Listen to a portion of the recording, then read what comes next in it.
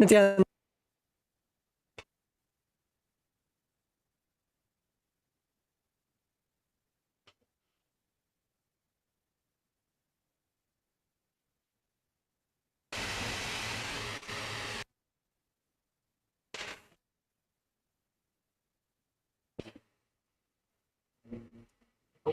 Muktaya, are we ready in Kailasa, Los Angeles? Okay.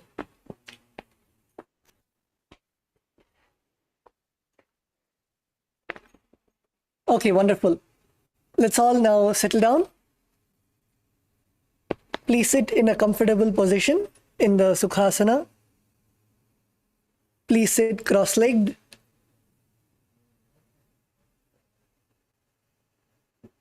Close your eyes. Come to a space of deep, restful awareness.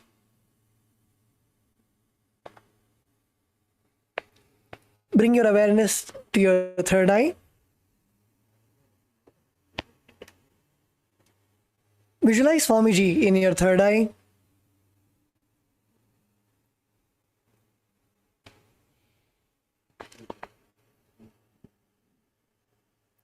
Let us begin the Nithyananda Yoga with the Sadguru Vandanam.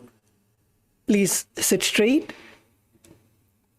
Bring your hands to the Atmanjali Mudra in front of your heart center.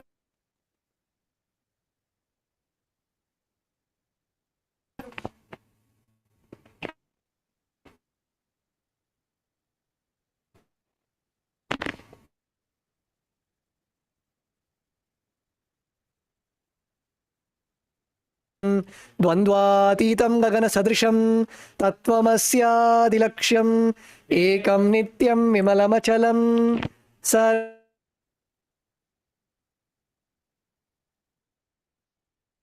सर्वधी साक्षिभूतं भावातं Namami.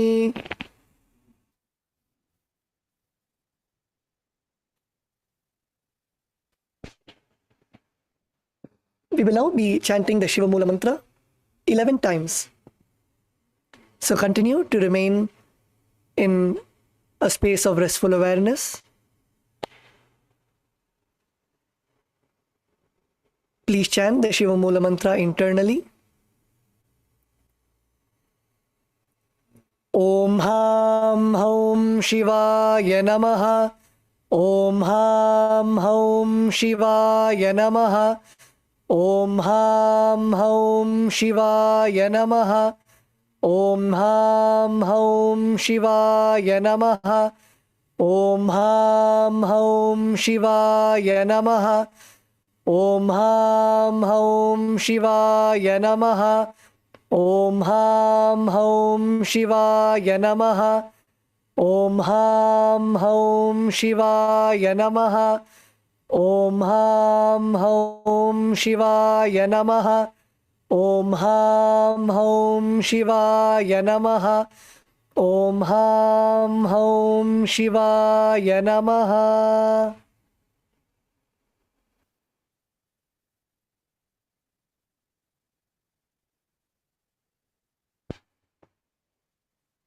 In the Nithyananda Yoga, the Supreme Pontiff of Hinduism, our beloved Swamiji, has explained that yoga is not just an exercise, or it is not just movement of few body parts, but it is literally, it is aligning ourselves to the cosmic geometry. And in the Nithyananda Yoga, the first, we begin with the Tatwachamanam, that is the ritualistic cleansing of your whole. Just like how when we do the daily Guru Puja and Shiva Puja, we do the Tatwachamanam. Same way, the yoga itself is the ritual. It is that sacred. And to prepare ourselves for the Nithyananda Yoga, we perform the Tatwachamanam. We will now be guiding and teaching all of us how to do the Tatwachamanam.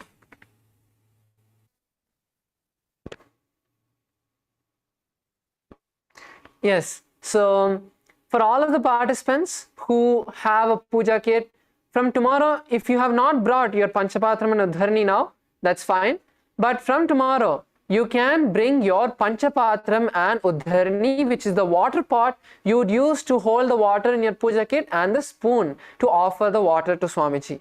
So if you don't have a puja kit, then the local Kailasas will be able to help you and assist you by providing that for you. So we request the hall volunteers to make sure that from tomorrow, all of the participants are seated with the Panchapatram and Udharni. It is a very integral part of the Nithyananda Yoga. So now we'll be teaching all of the participants how to do the Tatvachamanam. Every day we will be going over the Tatvachamanam as part of the yoga. So day by day, pick up and learn the Tatvachamanam.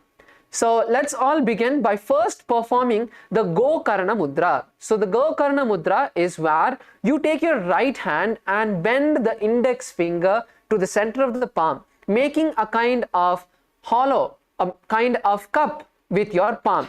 So in this, in your right palm, you are going to be pouring an Udharni, which is the spoon of water. And at the end of the following 3 mantras we are going to be chanting, you will be sipping that water from the hand, from the base of the right hand. So let's begin. Now pour an Udharni of water in your right hand. And as we chant the following mantra, you can sip the water from the palm. Om Atma Tatwam Shodayami Swada. Please drink the water. Now pour another Udharni of water in your palm, in your right hand. Pour another Udharni of water in your right hand and drink it at the end of the following mantra. Om Vidya Tatwam Shodayami Swada. Please wash your right hand. Please pour another Udharni of water in your right hand. Shiva Tatwam Shodayami Swada. Now please sip the water and wash your hand with the right hand. With these 3 mantras, we purify the 3 different components of our body. The Atma Tattva, which is our soul. The Vidya Tattva, which is all of our components, the various Angas, the various Indras, the Jnanendriyas, the Karmendriyas, and the Shiva Tattva, we purify our the Shiva inside of us.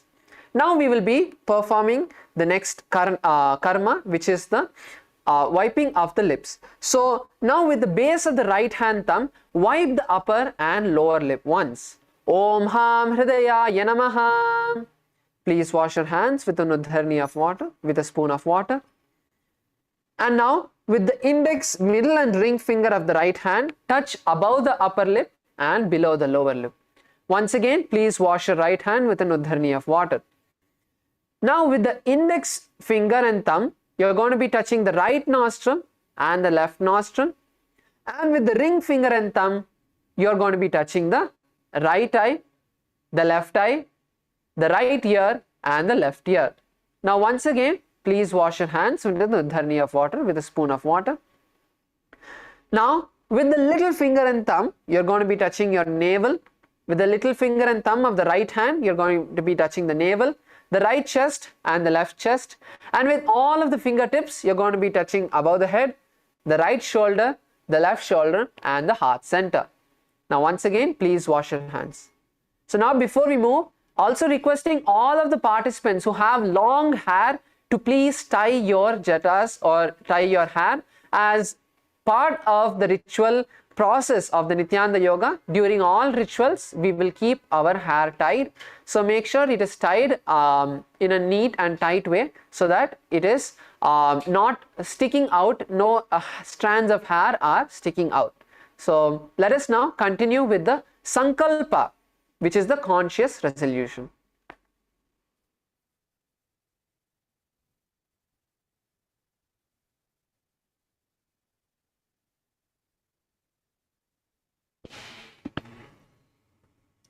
We will now be entering into the Sankalpa. So what is Sankalpa? Sankalpa is a conscious resolution.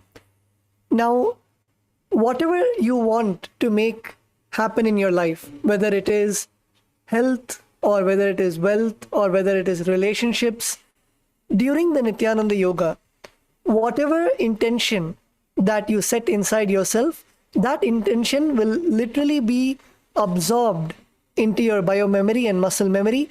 As when you do the asanas, when you do the 12 components, whatever is the intention, whatever is the thoughts, whatever are the feelings that you have, all of those instantly becomes a part of biomemory and muscle memory.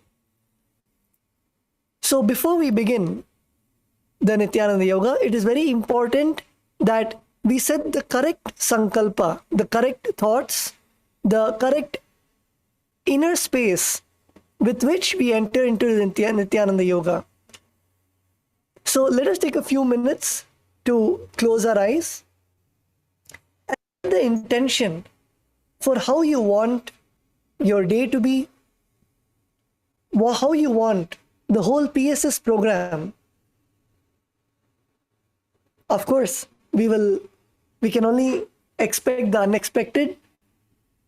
But what is your sankalpa?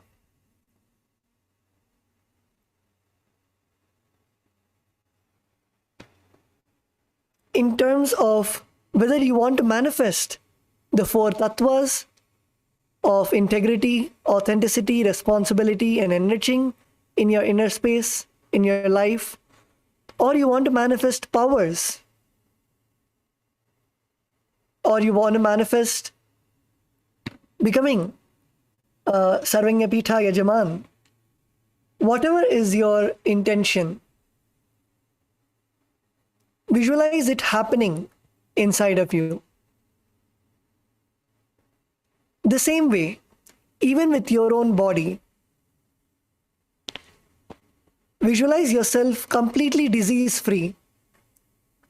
Or if you have any chronic diseases or even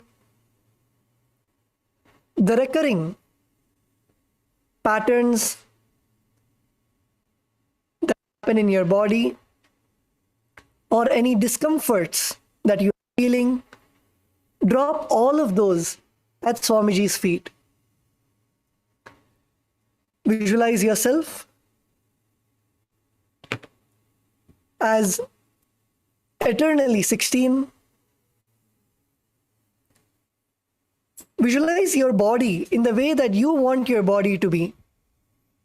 For example, if you want to visualize yourself as a fit body with the 6-pack, literally carve your body in your inner space.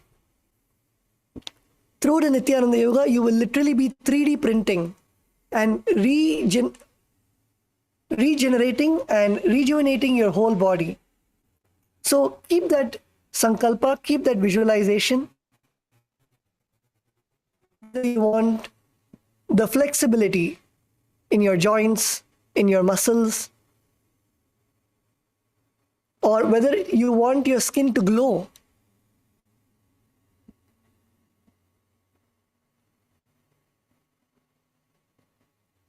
However you want to manifest your body, visualize and keep that visualization in your inner space. And just surrender to Swamiji and the Nithyananda. Swamiji manifesting.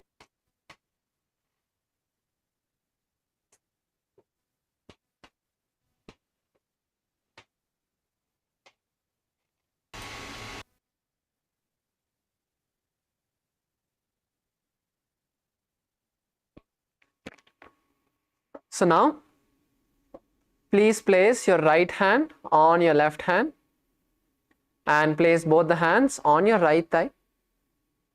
This is a Sankalpa Mudra. And now, continue to keep your eyes closed as we chant this powerful mantra, which is going to send this declaration to the cosmos and bolt it inside your being as well for you to manifest this reality. Mamopata samasta dhuridakshaya dwara Bhagavat Shri Nithyananda Paramashiva Prityartam Shri नित्यानंदेश्वरी Paramshiva शक्ति समेत श्री नित्यानंदेश्वर परमशिव प्रीत्यर्थं च शुभे शोभने मुहूर्ते आद्य ब्राह्मणः द्वितीय परार्धे श्री श्वेतवराह कल्पे वैवस्वतमन्वन्तरे अष्टाविंशतितमे नित्ययुगे प्रथमे पादे जम्बूद्वीपे भारतवर्षे भरतखण्डे मेरोः दक्षिणे पार्श्वे शकाब्दे अस्मिन् वर्तमाने व्यवहारिके प्रभवादीनां षष्ट्याः संवत्सराणां मध्ये क्रोधिनाम संवत्सरे उत्तरायणे लक्ष्मी वेंकटेश्वर ऋतौ कुंभमासे कृष्णपक्षे द्वितीयायां शुभतिथौ शुक्रवासरे युक्तायां पूर्वा फल्गुनी नक्षत्र अतिगंड योग गरजकरण एवं गुण विशेषण विशिष्टायाम् अस्यां शुभतिथौ श्री कैलासोन्नत द्वादशान्त श्यामला पीठारूढ़ श्री मीनाक्षी सुंदरेश्वरा भिन्न स्वरूप परशिव बुद्ध रत्न कुमार गुरुमन्य तुल्यावतार श्री पार्वती स्तन्यपान लब्ध दिव्य ज्ञान विश्रुत सकल निगमागम सारभूत द्राविड वेद प्रवर्त्रे श्रीमत् परम शिव करुणा समधिगत मुक्तामय चिद्रश्रयान गीयमान छत्र चामर श्री चिन्ह काहलादि समस्त बिरडावल्यलंकृत ज्ञान विज्ञान चक्रवर्ती सर्वजन संग सद्यो निर्वाण दीक्षा वयापवर्ग वर्ष विश्रान जीमूत परमद कल्पकेशरी शैव सिद्धांत स्थापनाचार्य श्री राजाधिराज पांड्य महाराज गुरु शपन शाक्यादि महांधकार निवारण ज्ञान भानु वीक्षणा नरहार ध्वजोच्छेदन पूर्वक श्रीमत् ऋषभ ध्वज स्थापक शैव समय कर्त्रे सर्वज्ञ पीठारूढ़ श्री जगद्गुरु श्री ज्ञान संबंध देशिक स्वामी वागीश सुंदर माणिक्य वाचक स्वामिनाम अवतार भूत श्री ज्ञान संबंध स्वामी पुनरुद्धृत श्यामला पीठ सर्वज्ञ पीठ तृणवद्युत्तर द्विशततम गुरु महासन्निधान अरुणगिरि योगीश्वर परंपरागत अरुणाचल सर्वज्ञ पीठ गुरु महासन्निधान कैलास परंपरागत कांची कैलास सर्वज्ञ पीठ त्रयस्त्रिंशदुत्तर द्विशततम गुरु महासन्निधान नित्योत्सव नित्य मंगल नित्य कल्याण नित्य रचित कैलास परंपरागत आदि कैलास नित्यानंद पीठ महासंस्थान महासिंहासन पीठ कर्त्रे साक्षात् श्री परमशिव समुद्भूत वैवस्वतमन इक्ष्वाकु हरिश्चंद्र भगीरथ श्रीरामचंद्र शूरसेन इत्यादि अनवच्छिन्न सार्वभौम चक्रवर्ती परंपरागत चतुष्षष्टि योगिनी मंडित चतुष्षष्टि संप्रदाय प्रवर्तक मनुधर्म शासन सूर्यवंश प्राप्त सर्वज्ञ पीठ सुरांगी साम्राज्य मूर्धाभिषिक्त चूड़ामणि साक्षात् श्री परमशिव समुद्भूत कपिल महागुरु पुनरुद्धृत महानिर्वाणी पीठ अष्टोत्तर सहस्र श्री महामंडलेश्वर साक्षात् श्री परमशिव समुद्भूत श्री महागणपति समारंभ अनवच्छिन्न पीठाधीश्वर गुरु परंपरा प्राप्त अटल पीठ अष्टोत्तर सहस्रतम अष्टोत्तर सहस्र श्री अटल पीठाधीश्वर धर्म मुक्ति स्वर्गपुर स्वर्ण पीठ त्रयोविंश गुरु महासन्निधान कैलास परंपरागत आदिपीठ सर्वज्ञ पीठ जगद्गुरु श्री कैलास पुनरुद्धारक श्री कैलास परमाचार्य श्रीमत् परमहंस परिव्राजकाचार्य वर्य सच्चिदानंद प्रणव स्वरूप श्रोत्रिय ब्रह्मनिष्ठ श्रीमद् जगद्गुरु श्रील श्री भगवत् श्री नित्यानंद परम शिव श्री ज्ञान संबंध देशिक परमाचार्य स्वामिनां प्रीत्यर्थं तेषां पादारविन्दयोः भक्ति सिद्ध्यर्थं गुरुकृपा कटाक्ष सिद्ध्यर्थं क्षेम स्थैर्य वीर्य विजय आयुरारोग्य ऐश्वर्यानां अभिवृद्ध्यर्थं धर्मार्थ काम मोक्ष चतुर्विध फल पुरुषार्थ सिद्ध्यर्थं समस्त रुधिरोपशान्त्यर्थं समस्त मंगलावाप्यर्थं भगवत् श्री नित्यानंद परम शिव प्रसादेन सकुटुम्बस्य ज्ञान वैराग्य जीवन मुक्ति प्राप्त्यर्थं पूर्ण आरोग्य युक्त दृढ़गात्र यौगिक शरीर सिद्ध्यर्थं परम शिव शक्ति आविष्करणार्थं नित्यानंद योगाभ्यासं करिष्ये. Now please wash your hands with an uddharani of water with a spoon of water. Om apaupasprisya.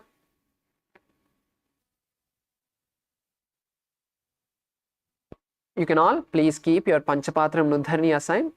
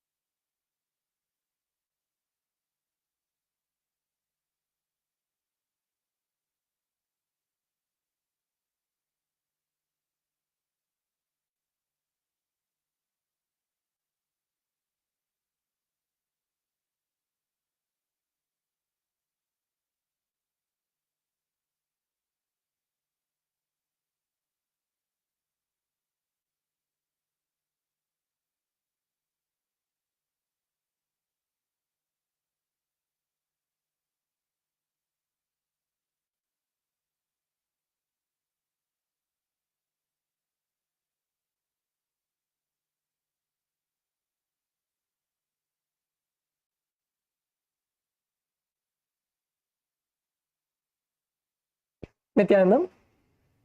So with that, let us now begin the Nithyananda Yoga.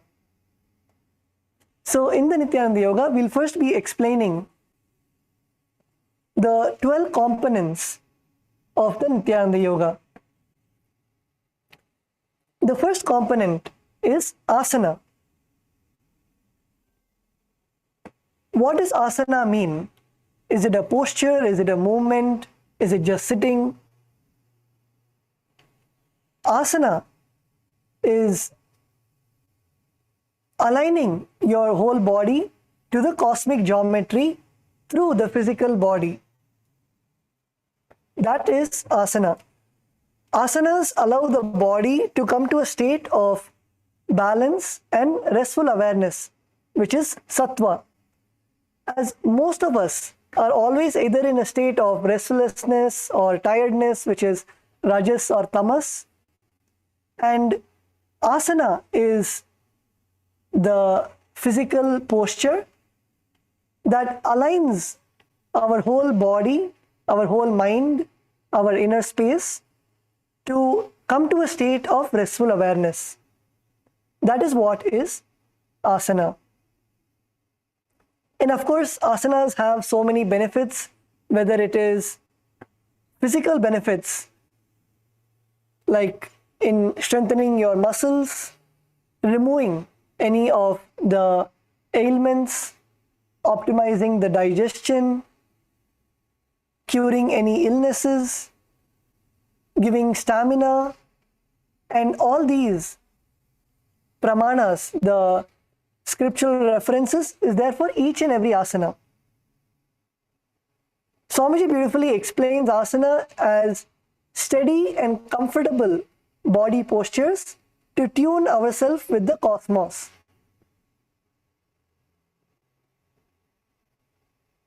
And the most important understanding that all of us need to have is asana is not just a practice. It is a happening, a manifestation which happens through the asana. So it is through the asana that the whole manifestation happens. Now, even in the asana, for example, now we'll be demonstrating a simple asana, which is Padmasana.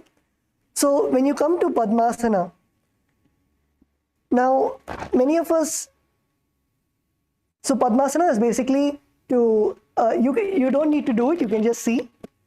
So Padmasana is having our left foot on our right thigh and our right foot on our left thigh.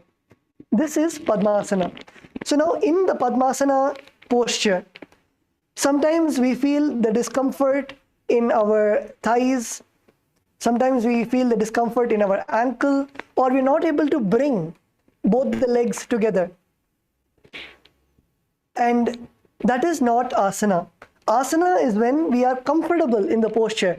I'm sure all of us would have seen Swamiji sitting in Padmasana for hours.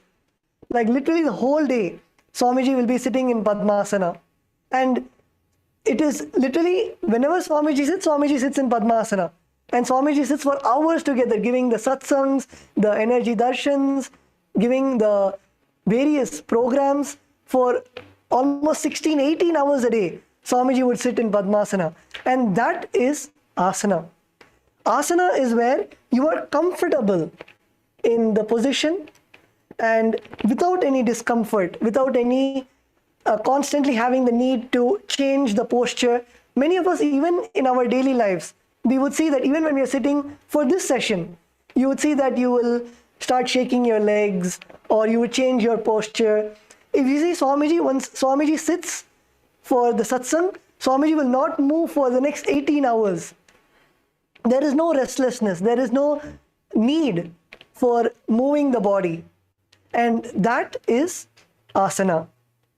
So even when all of us perform the Nithyananda Yoga, in every asana, having that stability, having that comfortability with the asana, that is when the asana is truly performed. So is everybody understanding the first component of asana? Can you raise your hands if you're understanding?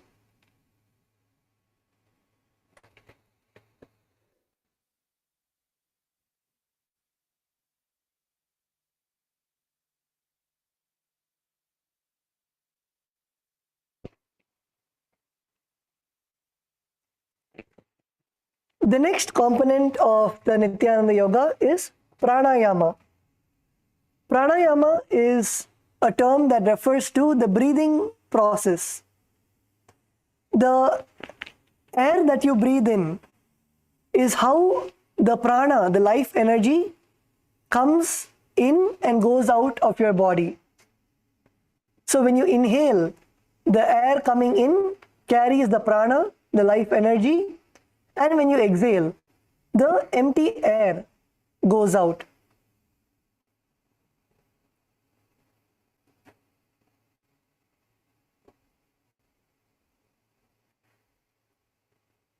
Now in the pranayama, there are three components to the pranayama. The first is puraka. Puraka is the inhalation of prana, inhaling the breath inside, filling your whole body with the prana. That is the puraka. Rechaka is the exhalation of breath, where you completely empty your lungs and breathe out. That is Rechaka. And Kumbhaka. Kumbhaka is when you inhale and hold your breath, or when you exhale and hold your breath. Any time that you hold your breath, that is called Kumbhaka. So there are also many, in this Nithyananda Yoga, there are many pranayamas that we'll be going through. So together let us now perform few of the pranayamas. So continue to be seated in a comfortable posture. We'll be doing few pranayamas together, just to understand what is pranayama. So the first pranayama that we'll be performing is the Samana Kumbhaka. The Samana Kumbhaka is when you are seated comfortably, you inhale deeply,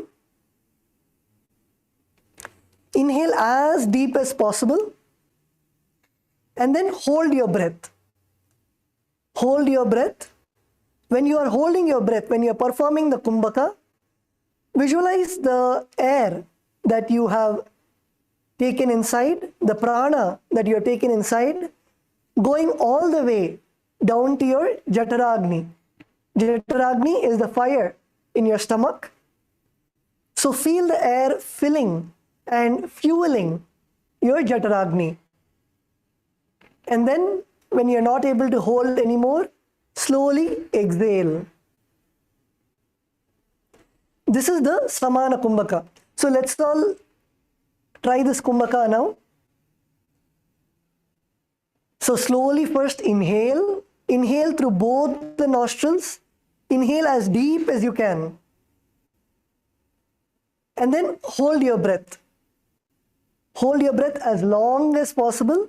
And when you are holding, visualize the prana that you have inhaled going to your Jataragni and fueling the fire in your stomach. And then when you're not able to hold anymore, slowly exhale through your nose. Let's all do it again. First inhale. Inhale as deeply as you can. And then hold your breath. Hold your breath. Feel the prana going to your stomach, fueling the fire in your stomach. And then exhale.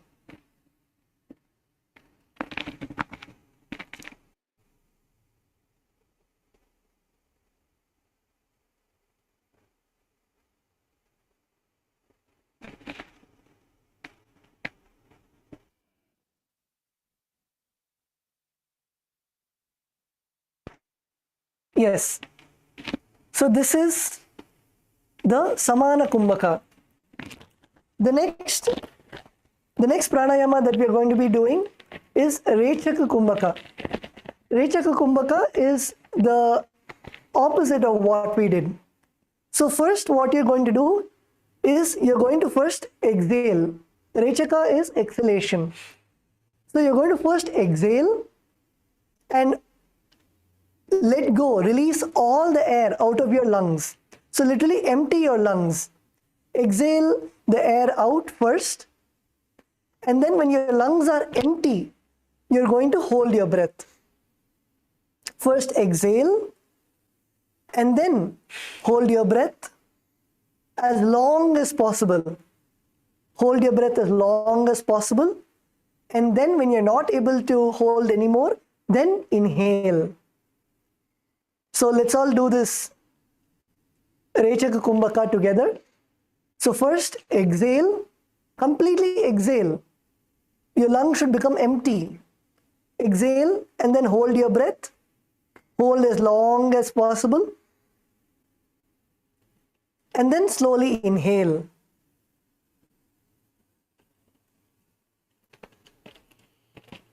Let's do it again. First exhale. Completely empty your lungs. Exhale and hold your breath. After exhaling, hold your breath as long as possible. And then inhale. When you're not able to hold anymore, inhale slowly.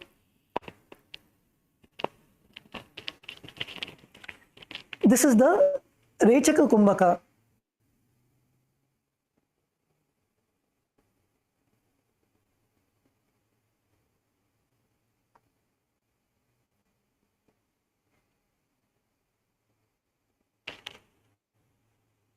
Let's do another Kumbhaka together.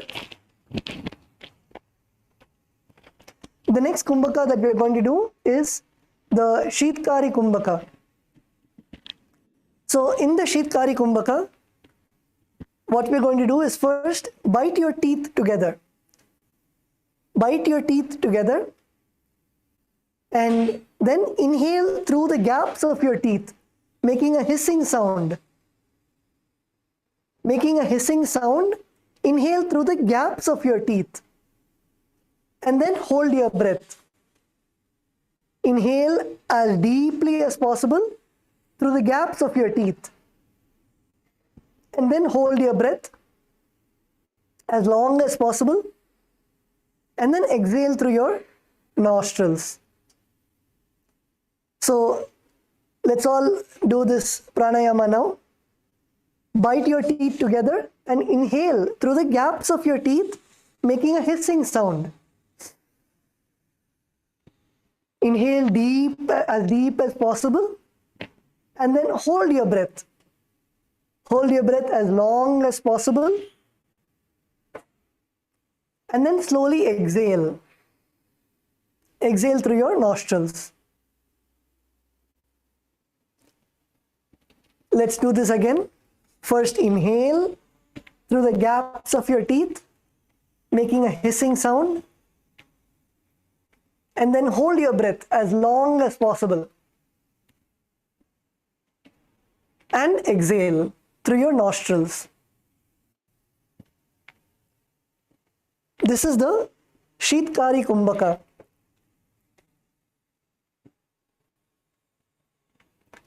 So now actually in the Nithyananda Yoga there are so many more pranayamas, and during the Nithyananda Yoga we'll be guiding you on each of the pranayama how to do.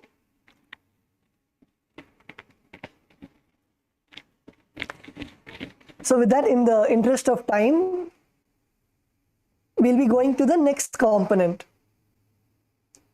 The next component of the Nithyananda Yoga is the Mudra. Now, there is a constant inflow of prana happening in our bodies, and Mudra refers to the positioning of our fingers, our hands, our tongue, our limbs in a certain way to seal this prana in our body. Most of the times, the prana keeps getting dissipated and we don't hold the prana inside ourselves. Mudras are revealed by our Swamiji to seal that prana inside ourselves. So it is like an energy circuit. Mudras are the specific postures or positions to seal the energy circuit, to complete the energy circuit in our body.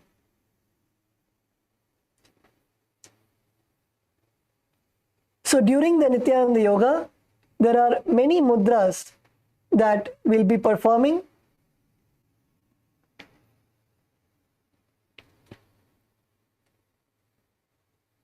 Like for example, the Namaskara Mudra. So requesting all the participants to follow along. The first mudra, we'll be performing a few mudras together.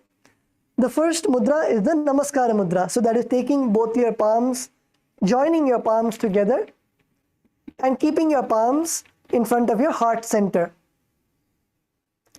This is the Namaskara Mudra. Namaskara Mudra is when you join both your palms together and keep it in front of your heart center.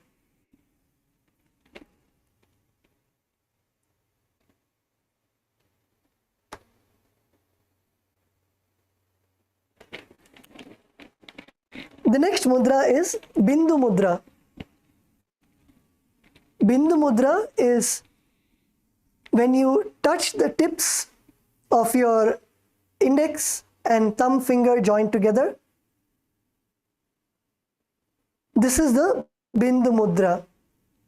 And rest your hands on your thighs. This mudra is the Bindu Mudra, where you touch your tips of your index finger and thumb joined together, and your other three fingers are placed outwards. This is the Bindu Mudra. And place your fingers on your thighs.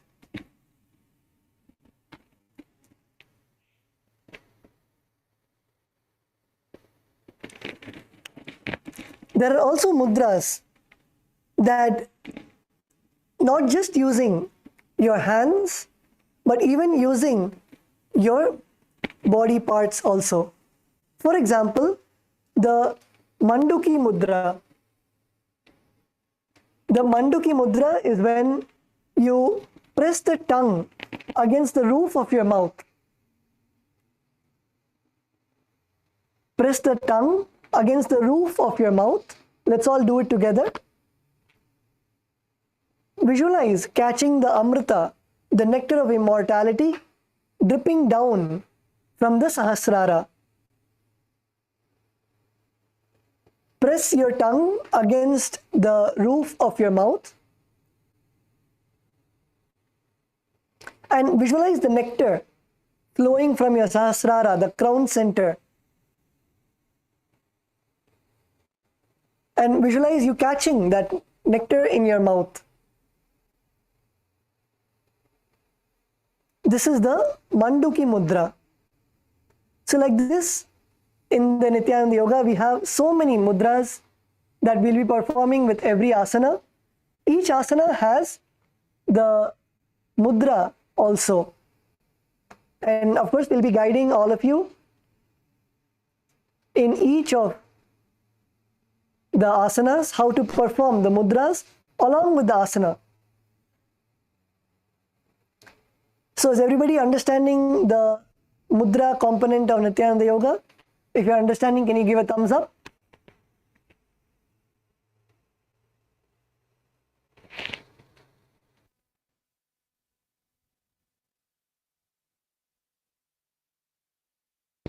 Male bodies in LA, are you understanding?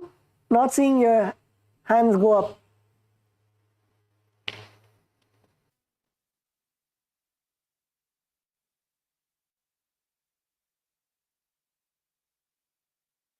Yes, Banastaya, Vedatmaya, are you understanding the mudras?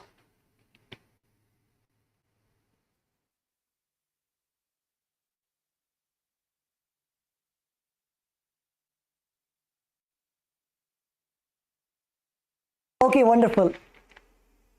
So the next component of the Nithyananda Yoga is the Bandha. The Bandha is also aligning ourselves to the cosmic geometry and a state of contraction or pressure in the body.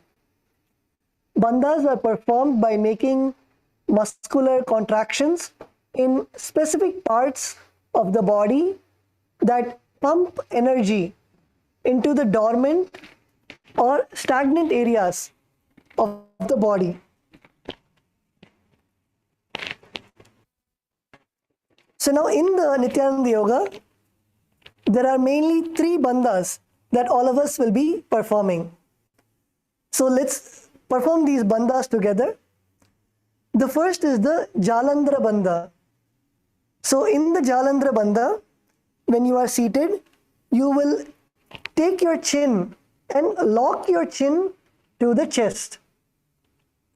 So you will bring your chin to your chest and you will lock your chin to the chest. This is the Jalandhara Bandha, where you are contracting your neck muscles. Feel your neck muscles contract and lock your chin to your chest. Let's all perform the Jalandhara Bandha. All the PSS participants, Kailasa, Bolivia, Kailasa, Ecuador. Bring your chin to your chest and lock your chin to the chest. Feel your neck muscles contracting and lock the chin to your chest.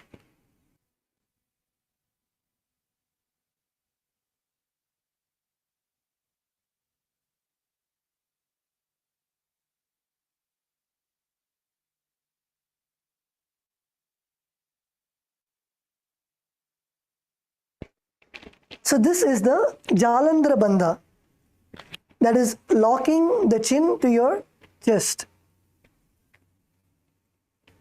Now relax.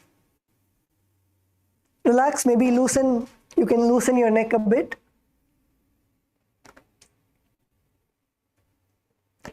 The next bandha that we'll be performing is the Uddiyana Bandha. The Uddiyana Bandha,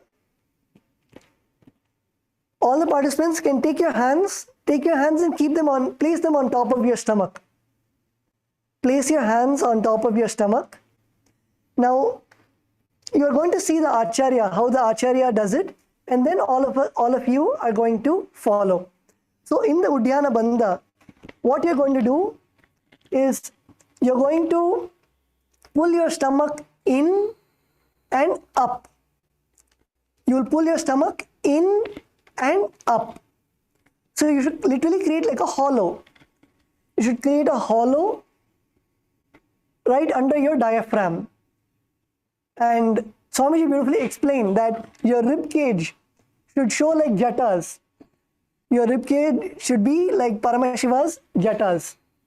So you will be pulling your stomach in and up. Pull your stomach in and up. And your ribs, you should feel the hollow under your ribs. So let's all try the Uddiyana Bandha. So requesting all the participants to keep your hands on your stomach and then contract and pull your stomach in and up.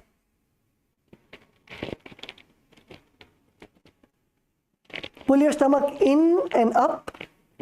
Feel your stomach going inside.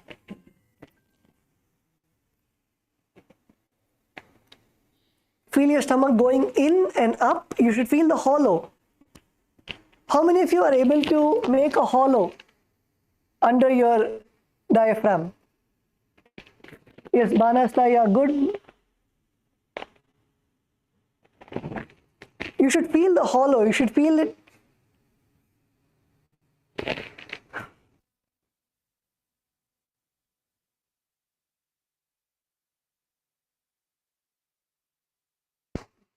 Feel your stomach contracting in and up.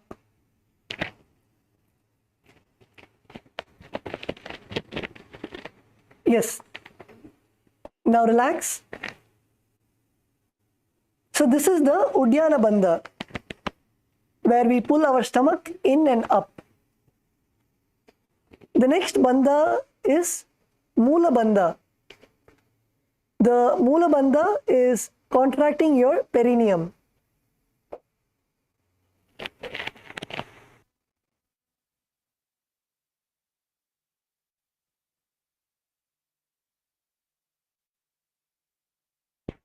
So in Mula Bandha, you will seal the perineal floor, that is tensing the areas between the anus and genitals. That is the Mula Bandha. So let's all do the Mula Bandha together.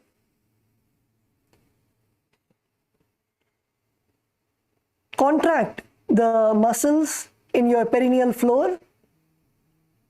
Tense the area between your anus and genitals and relax.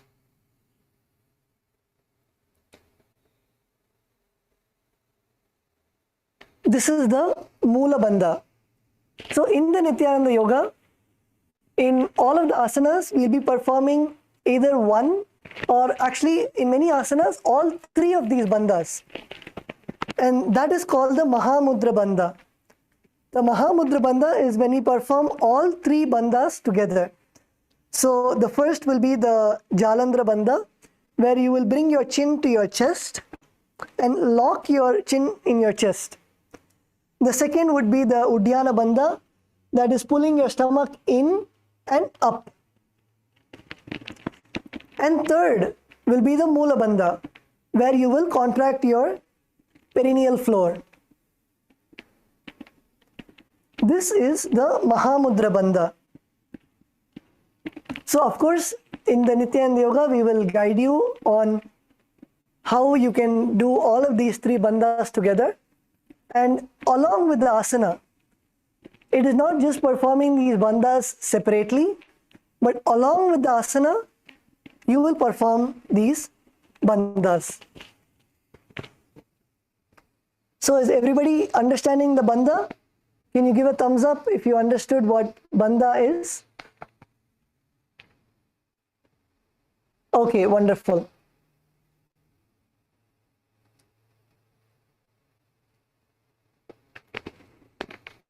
The next fifth component of the Nithyananda Yoga is the Karana. Now, Karana is the combined movement of the hands and the feet.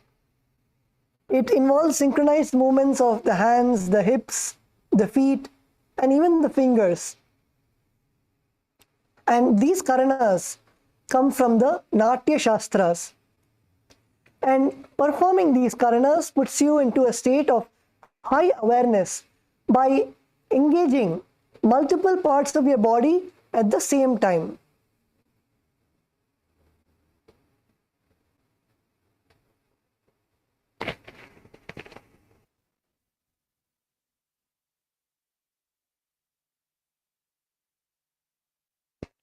So, for example, we will now be showing you one Karana. So, the Karana that we will be showing all of you is the Urdhva Janu Karana. So, in the Urdhva Janu Karana, you will come to a standing position.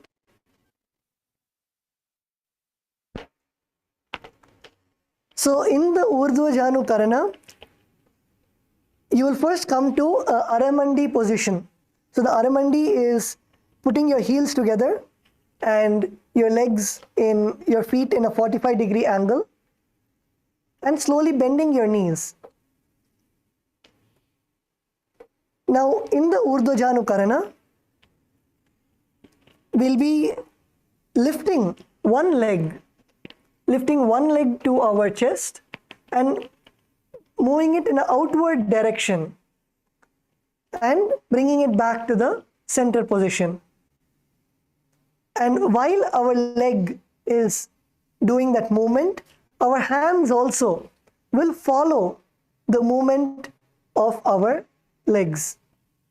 So we will lift our right leg and bring it to our chest and outwards. And our hands will also follow the same. This is an example of the Urdhva Janu Karana. Let us all do it together. So first come to Aramandi position. Stand up on your mats. And come to Aramandi position, that is keeping your heels together and your toes outwards, your toes pointing outwards, and slowly bend your knees. Bend your knees.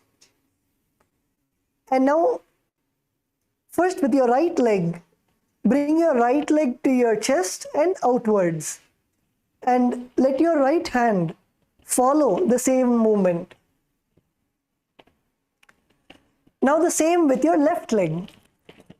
Do the same with your left leg, where you bring your left leg to your chest and then outwards and back to the same position, while your left hand also follows. This is the Urdhva Janu Karana.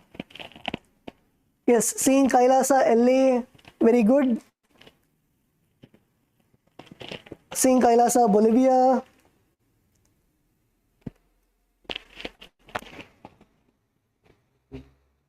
Yes, Kailasa, Ecuador, male body is good.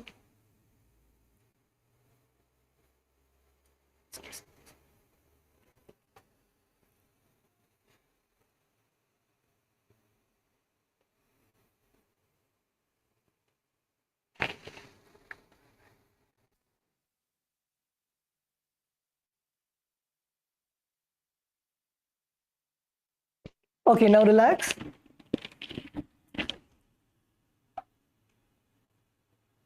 We can relax and come back to a seated position. So is everyone understanding how the Karana works? What is the Karana? Can you give a thumbs up?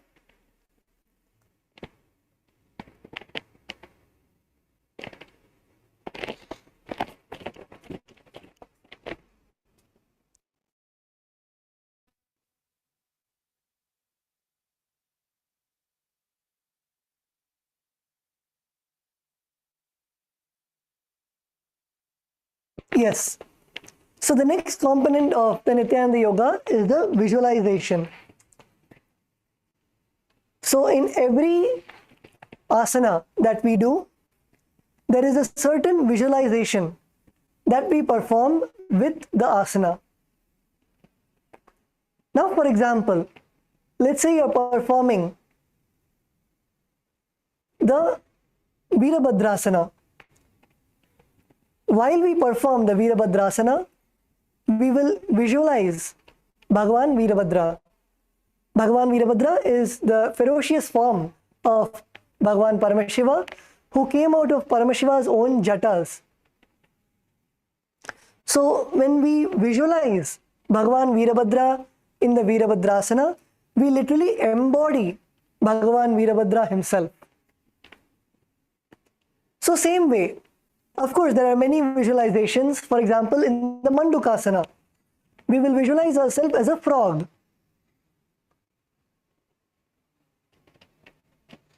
So in every asana, Paramashiva and our beloved Swamiji has given a specific visualization for us to include in the asana.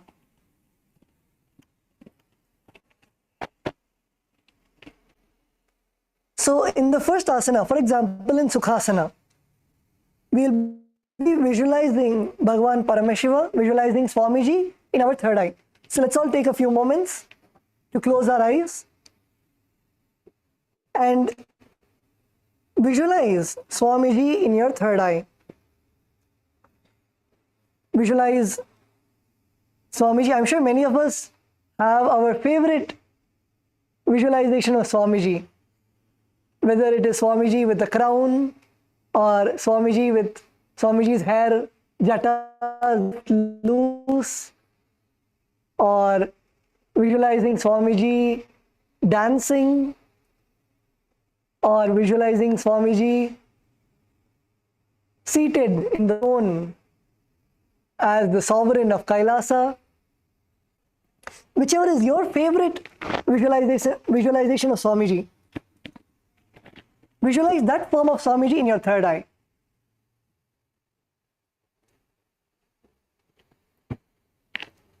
When visualize in detail, visualize how you visualize Swamiji's crown to be, or how you visualize Swamiji's jatas, visualize Swamiji's dress, what color dress that you love Swamiji to wear, the style of the dress that Swamiji is wearing, the pleats of Swamiji's dhoti, the ornaments that Swamiji is wearing, the Rudraksha Kandi, the various other jewels.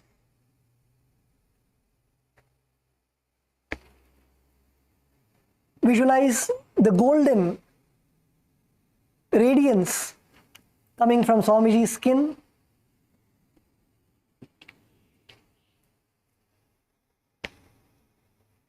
Visualize to the detail of the anklets that Swamiji is wearing.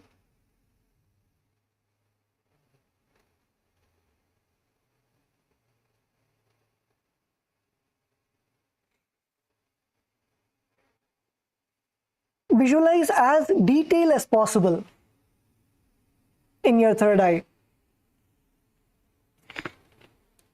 Every single detail. Swamiji's fingers,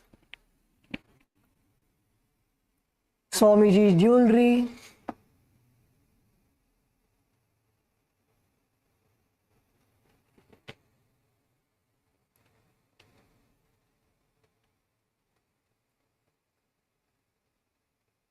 visualize Swamiji's ever compassionate, glowing face, Swamiji's beautiful eyes, Swamiji's lips, Swamiji's beard.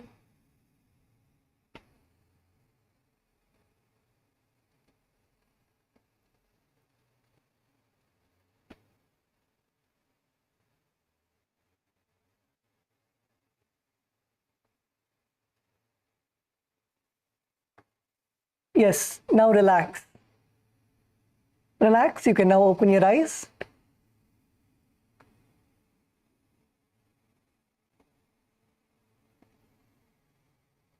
So, how many of you feel just by visualization, you feel the bliss inside your inner space? Raise your hands.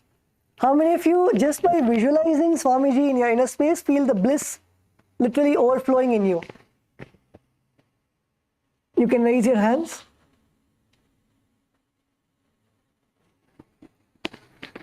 Okay, wonderful. So like this, in every asana, we'll be visualizing the various visualizations that are there. The next is the seventh component of the Nithyananda Yoga, which is the Japa. Now, the Japa is the internal chanting of a mantra with visualization of it rotating around the throat in a circular way. So, for example, we have the Japa of Om Nithyananda Paramashivoham.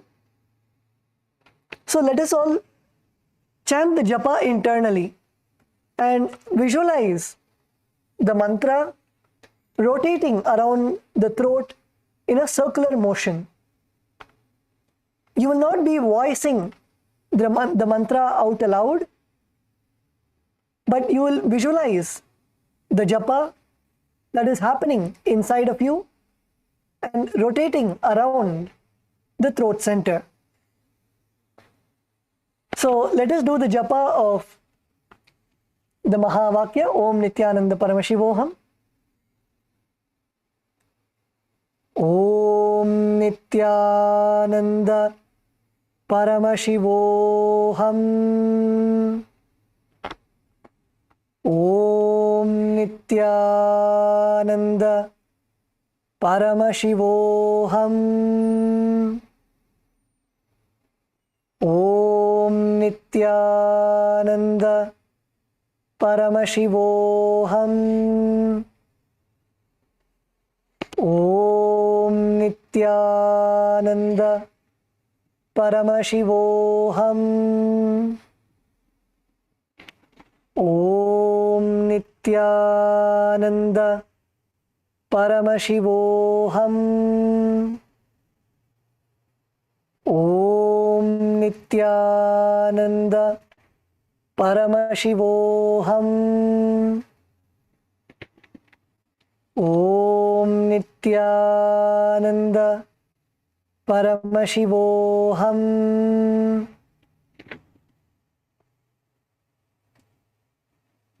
Now relax. The Ajapa Japa is one of the most powerful process. When you do the Ajapa Japa, your heart chants, your lungs chant, your throat chants, and literally your whole being resonates with the mantra. And these Mahavakya mantras are gifted by our beloved Swamiji to directly connect us to Paramashiva. And in every asana, when we are performing the asana, this internal japa, this internal vibration will be continuously vibrating throughout our whole body.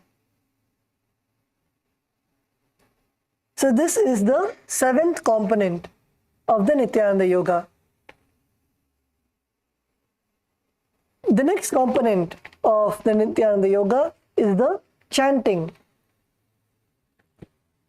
Every mantra has its shastra pramana, apta pramana. That shastra pramana is the direct revelation by Bhagavan Paramashiva on how to perform the asana.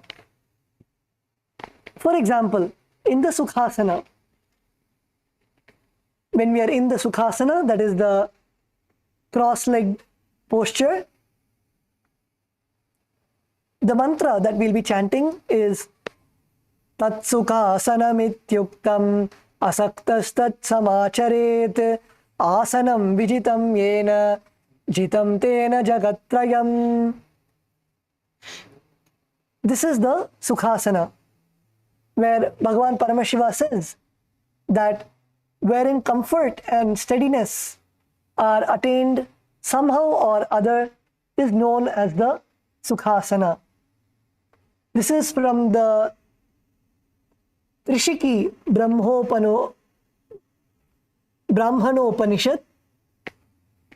This is the direct Shastra Pramana where Bhagavan Paramashiva explains what is Sukhasana.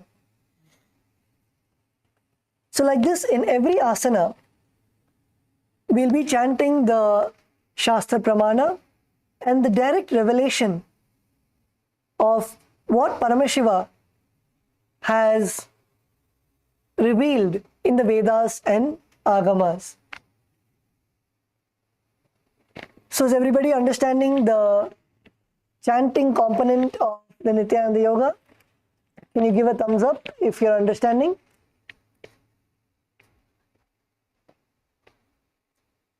Yes. Wonderful. So let's now go to the next component. The next component of the Nithyananda Yoga is the weights. Now, long before the modern day bodybuilding, in the Vedic civilization, in the Sanatana Hindu Dharma itself, weights were applied to the body as a method to raise the Kundalini. So that is why the weightlifting itself is part of the Nithyananda Yoga. And Swamiji beautifully says that weightlifting is a spiritual quality. So during the Nithyananda Yoga, we'll also be having the asanas where we'll be involving the weights, involving the external weight to enhance the asana, to increase the intensity of performing the asana.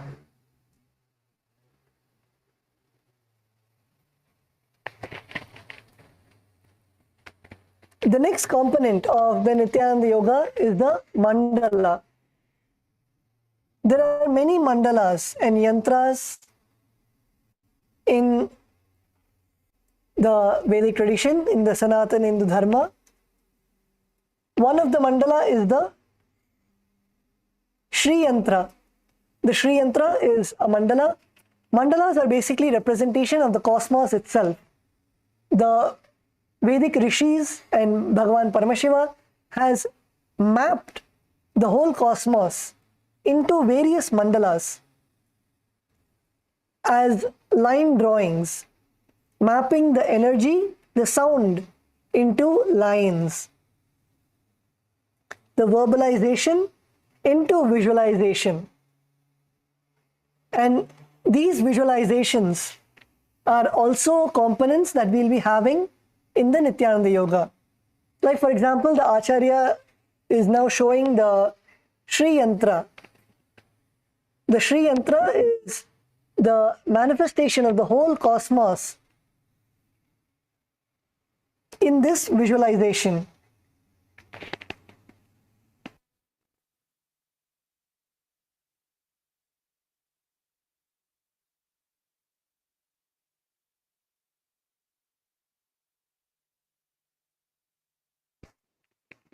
So as you are seeing the Shri Yantra in your screen, this is the yantra that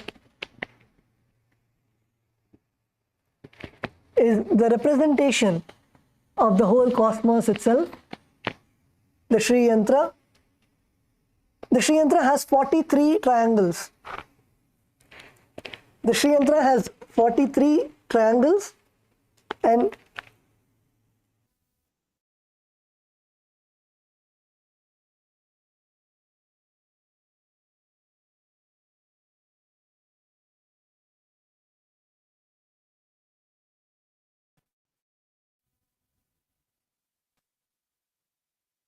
it is having 43 triangles inside of it and 9 main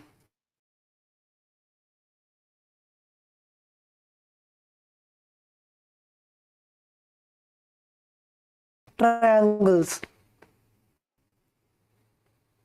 where we have 5 triangles sing.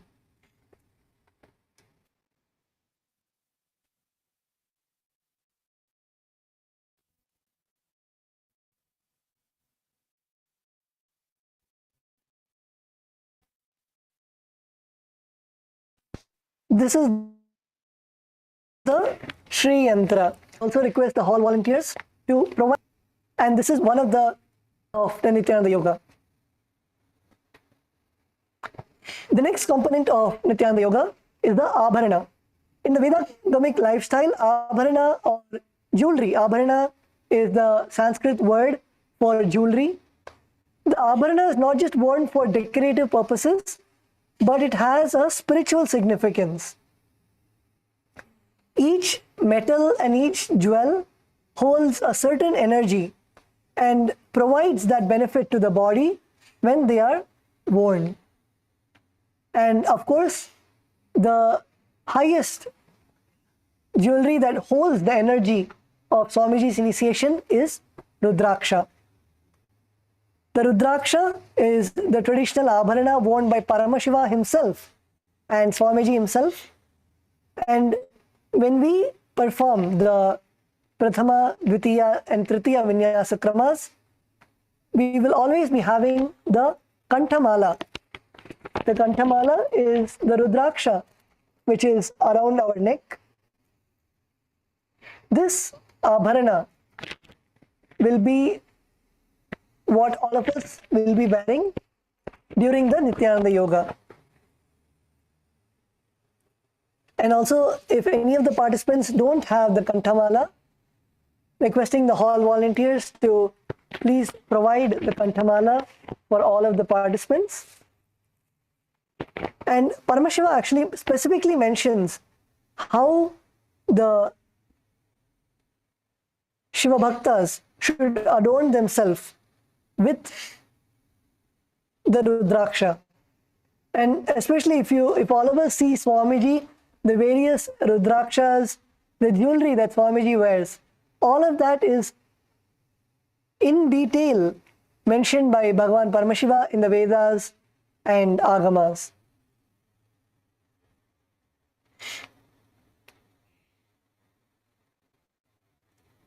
And actually in the Makuta Agama, Paramashiva reveals actually that should wear earrings, chain around the ear, armlet at all times. So specifically, Paramashiva mentions where all we should have the Rudraksha Abharana. And the last and final component of the Nithyananda Yoga is the aushada.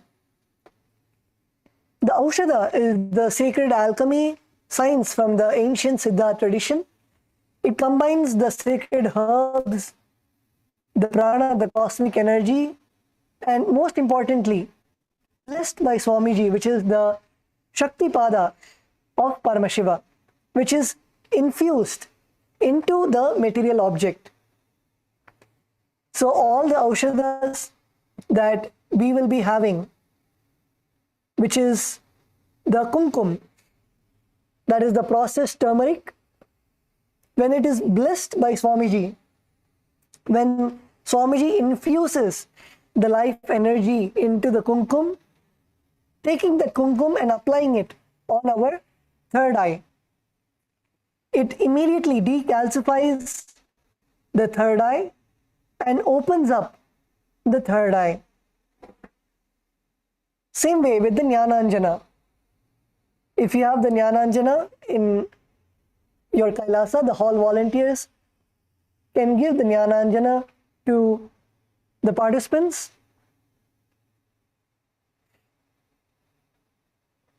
Which immediately, when blessed by Swamiji, it removes any of the toxins, impurities from the body, and it allows the power manifestation to happen inside all of us. And of course, the vibhuti, the bhasma, is also another important alchemy product that all of us will be applying every day. So before you come to the Nithyananda Yoga, you will apply the bhasma all over your forehead, and on top of the bhasma, after applying the bhasma, you will put the kumkum on your third eye. The kumkum is the processed turmeric. So like this, we have the various aushadas that we will be applying on our body to enhance the benefit that we receive during the Nithyananda Yoga. So yes, with this we come to the end of all the 12 components of the Nithyananda Yoga. The 12 components, which are the asana, the physical posture to align ourselves to the cosmic geometry, the pranayama, the breathing that aligns us, the mudra, which is the knots that we perform in our body to hold the prana, hold the energy inside ourselves, completing the energy circuit in our body. The fourth is the bandha, which is a contraction of our muscles in specific points of our body, which awakens the energy in those areas. The next is the Karana, which is a combined movement of the hands and feet and the whole body, bringing awareness to every part of our body. The sixth is visualization in our inner space and in our third eye, visualizing the various energies, various visualizations which align the subtle grooves in our brain, awaken the subtle grooves in our brain. The seventh is Japa, the internal chanting, which makes your whole body reverberate with the cosmic sound and the Mahavakyas, aligning us closer to Bhagavan Paramashiva. The eighth is the chanting, which is again the verbalization, which awakens the subtle grooves in our brain. The ninth is weights, the physical supplement to every asana in the Nithyananda Yoga. The 10th is mandala, which is the cosmic geometry, which aligns our body to the cosmic geometry. The 11th is Abharana, the jewelry which holds the energy of Swamiji's initiation in our body. And the 12th is aushada, which is the physical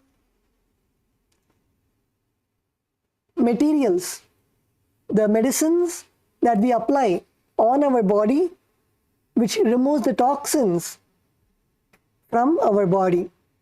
So is everybody understanding the 12 components? Can you give a thumbs up?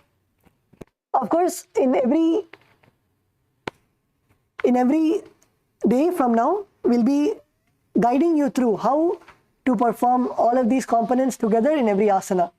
So this is just an introduction. And Tatwam Maharaj would want to ask if any of the participants have any questions. If you have any questions, you can come to the mic and you can ask. If you have any questions about the 12 components of the Nithyananda Yoga, you can come to the mic and share. In Kailasa, LA, Kailasa, Bolivia, Kailasa, Ecuador. Can we ask a question? Yes, Maharaj. Okay,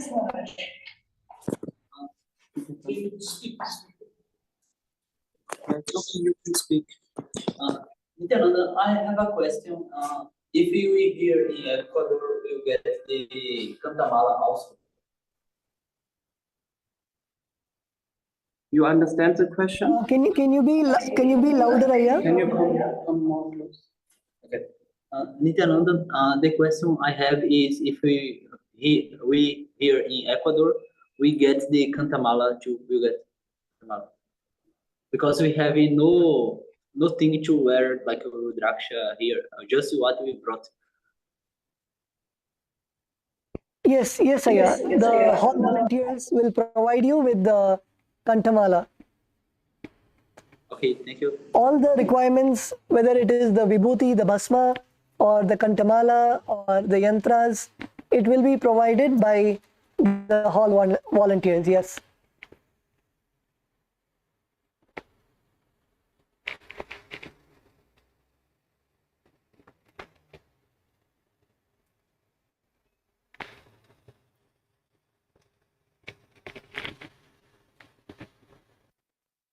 Yes, any other participant has any questions?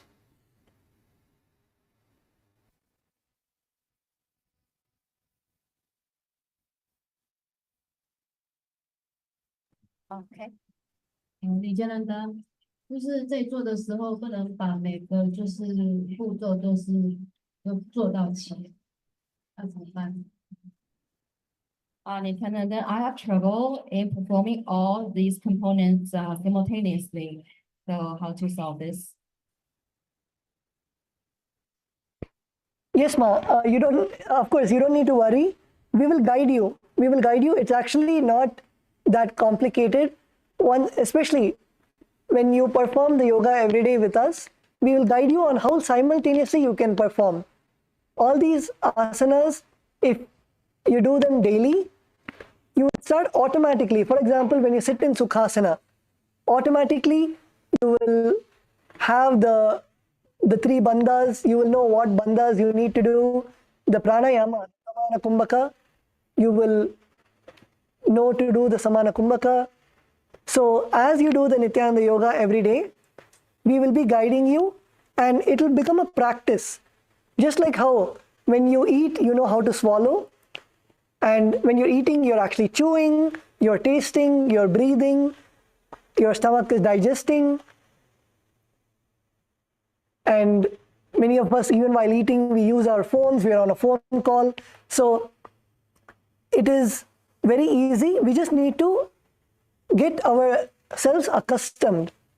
We need to, as we do the Nithyananda yoga, you will see that it will just flow. Each asana will flow into each other, and you will flow into the pranayamas. The whole Prathama Vinyasa Krama, the whole Nithyananda yoga is designed in that way. It is designed in the way where you will flow in each asana, and automatically the components will also align. Like in an asana where you need to bring your chin to your chest, in that asana we will be performing the Jalandhara Bandha, that is bringing our chin to the chest.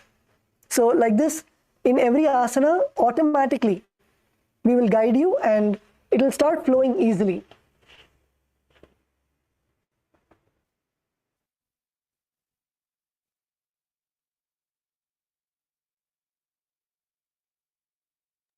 We have one more participant who has question. 李德仁登，我想问一个问题，就是，108式里面的瑜伽，我的倒立都做不起来，这是不是和入圆满相关的？怎么才能做体倒立？ I cannot do headstand. Does that mean I have incompletions? How to do headstand?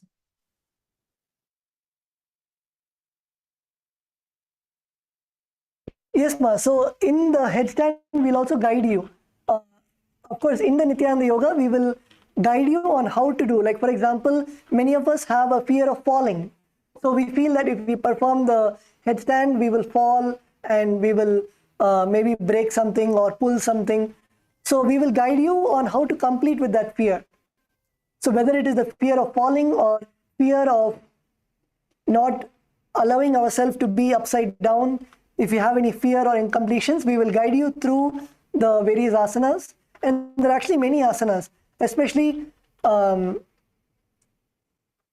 the asanas proceed, you will see that it gradually helps you. It gradually goes towards the headstand. So the headstand would not be like the first asanas that we do. You will see that many asanas we will perform, which makes you comfortable with your own body. And once you're comfortable with your own body, you just need to surrender the incompletions to Swamiji's feet, and you will see that automatically you will start enjoying the headstand actually. At the end of Nithyananda yoga, you will enjoy performing the headstand. So you don't need to worry that there are incompletions which are stopping you. We will help you complete with those incompletions, or whether it is fear or any other incompletion, and help you overcome it.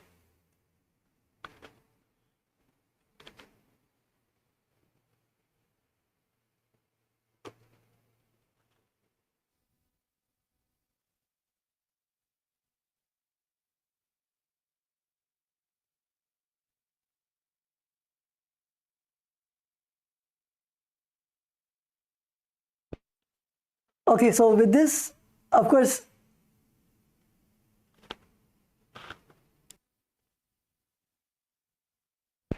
with this, today we come to the end of the Nithyananda Yoga session.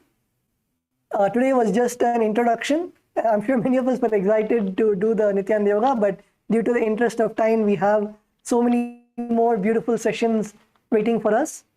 So today with this, we will conclude the session. So tomorrow, when you come for the Nithyananda Yoga, make sure that you are coming with all the components, the Panchapatram, which is the water cup, the Uddharani, and also come with the Bhasma, the Vibhuti on your forehead, the Kumkum, and make sure that you have all the components with you.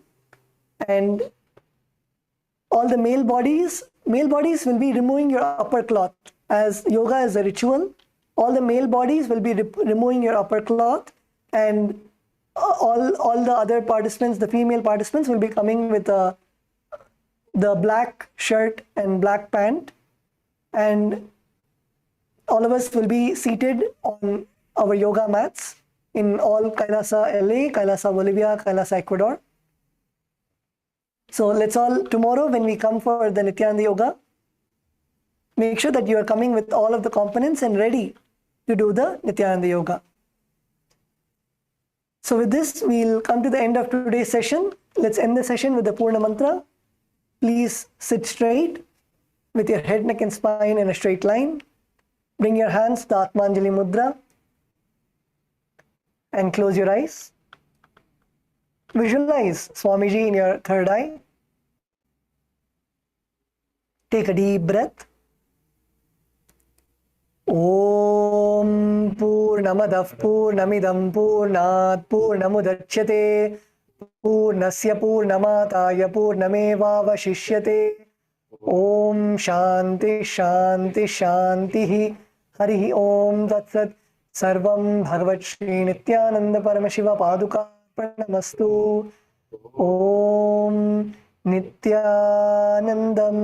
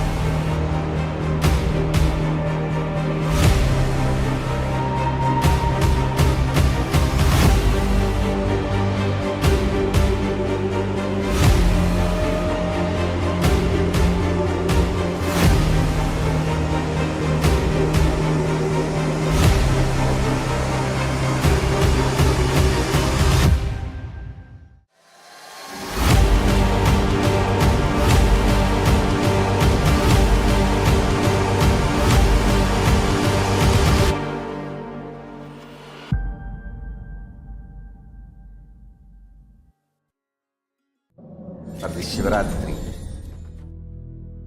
meditate on this light, intense light, which makes you feel very pleasant in the body, and that heat which is very pleasant. And I tell you, when you meditate on this light and this heat pleasant, you just lose sleep on that Shivaratri night. You become awake. That is what is the real context of not sleeping on that night.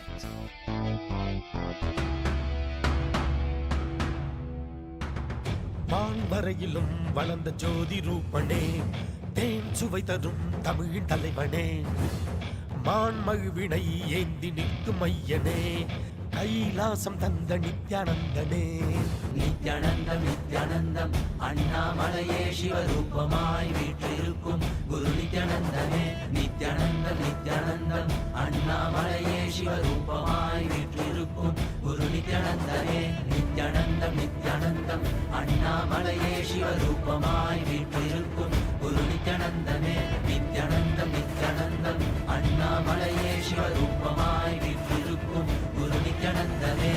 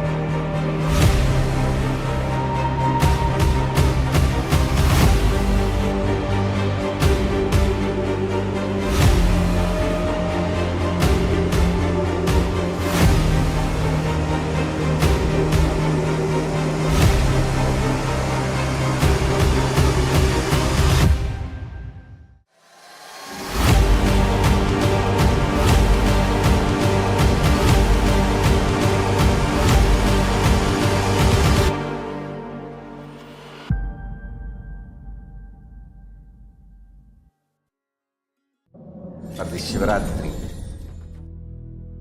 Meditate on this light, intense light, which makes you feel very pleasant in the body, and that heat which is very pleasant.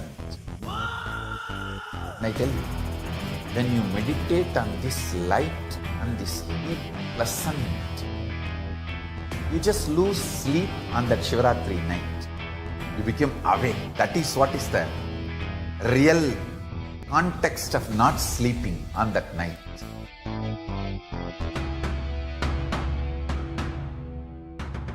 வான்வரையிலும் வளர்ந்த ஜோதி ரூபனே, தேன் சுவை தரும் தமிழின் தலைவனே, மான்மழுவினை ஏந்தி நிற்கும் ஐயனே, கைலாசம் தந்த நித்யானந்தனே.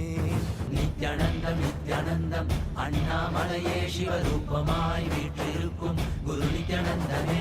நித்யானந்தம் நித்யானந்தம் அண்ணாமலையே சிவரூபமாய் வீற்றிருக்கும் குரு நித்யானந்தனே.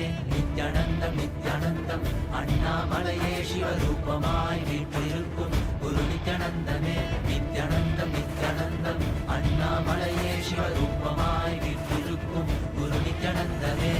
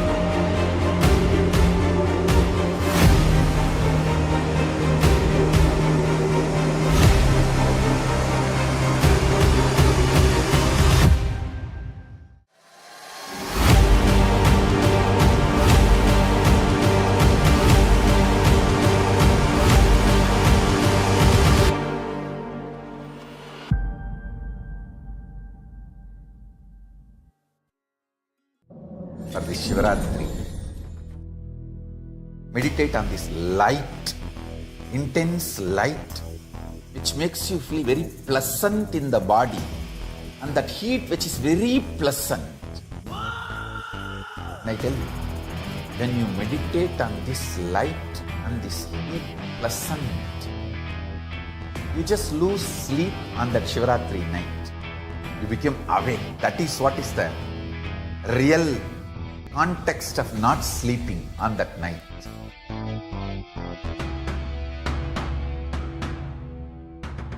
வான்வரையிலும் வளர்ந்த ஜோதி ரூபனே, தேன் சுவை தரும் தமிழின் தலைவனே, மான்மழுவினை ஏந்தி நிற்கும் ஐயனே, கைலாசம் தந்த நித்யானந்தனே.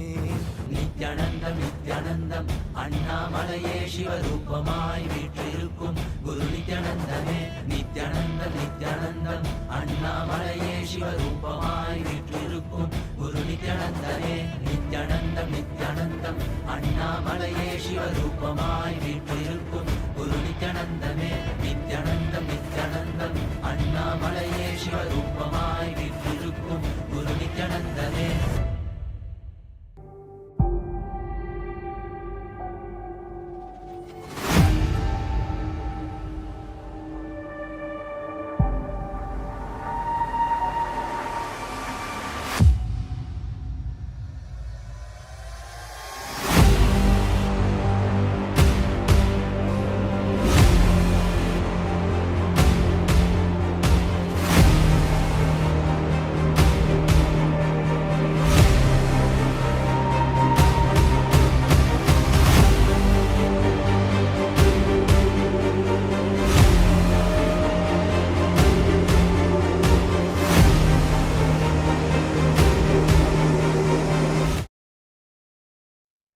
Yes, Nithyananda. So we just finished 108 asana sequence, the Prathama Nyasa Grama. If you want to have a quick couple of minutes of break, take a moment and have the quick break and come back. We'll be starting with the power manifestation round, and also have the eye blindfold and or a piece of cloth if you don't have the blindfold ready with you. so that we start manifesting the power of third eye. So just take a couple of minutes and then come back.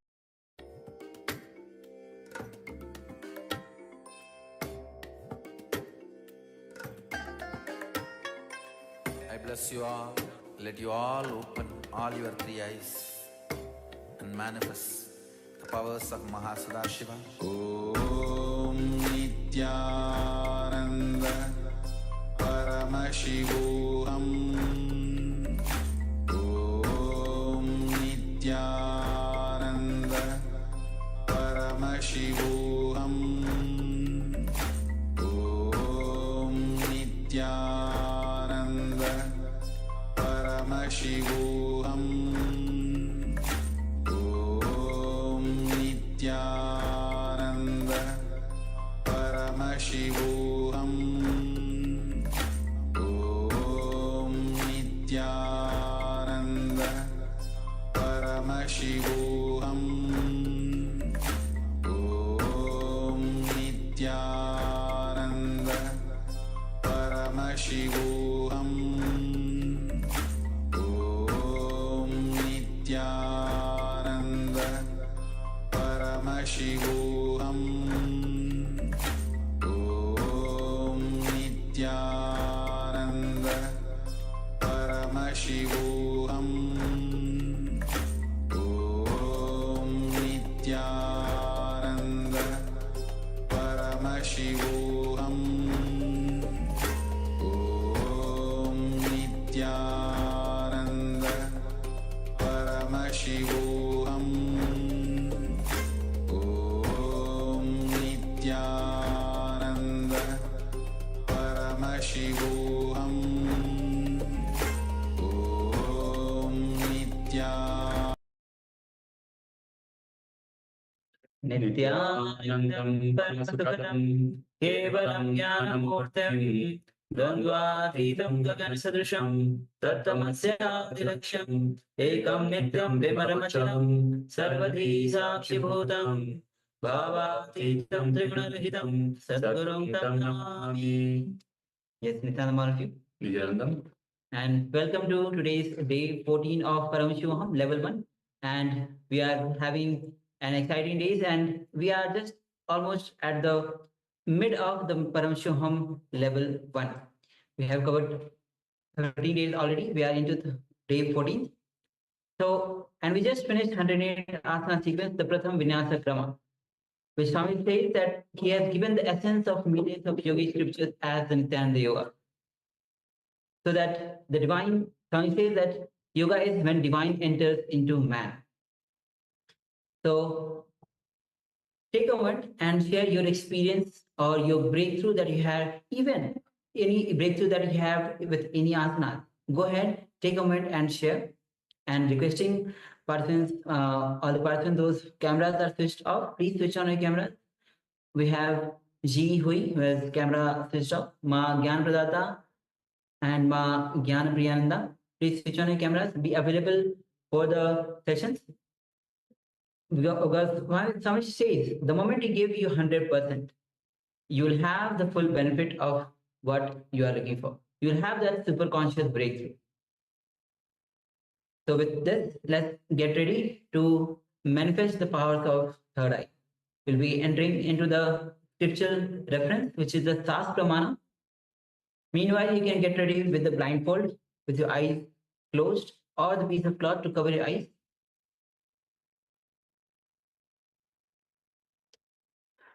All right.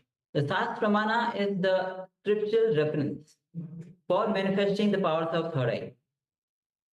And the pramana goes as Kapalantar mano yasya tishtan milita lochanaha Kramena manaso dharyat lakshaye lakshamuttamam. The translation of this verse goes as, by fixing the mind on the inner space within the crown center and sitting stably without any movement, having the eyes closed in succession, by that stability of the mind and the inner space, through the power of third eye, one directly sees the ultimate goal, Lakshya, by having the vision beyond the sight that reveals any object or place, attaining the space of oneness with the source Paramashiva. Yes. So with this, let's get ready to manifest the powers of third eye. Yes, so let us sit comfortably. So once you have secured your eye bands or any piece of cloth to cover your eyes, let us sit comfortably with the head, neck, and spine in a straight line. And let us just unclutch from everything, all the doubts, self-doubts, self-hate, self-denial, all the worries, all the thoughts that come into your mind. Let us just unclutch from all of that. Any thought comes, just be a witness. We simply become a witness and unclutch again and again. Anything, any thought that comes up, no matter what it is, just continue to unclutch. Come back to the space of restful awareness.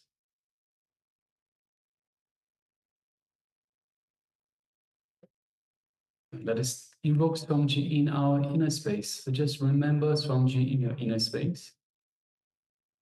And just take a moment and feel his love, his compassion, and his infinite grace in your inner space. Feel his energy flowing throughout your entire body, reaching out to every corner of your body.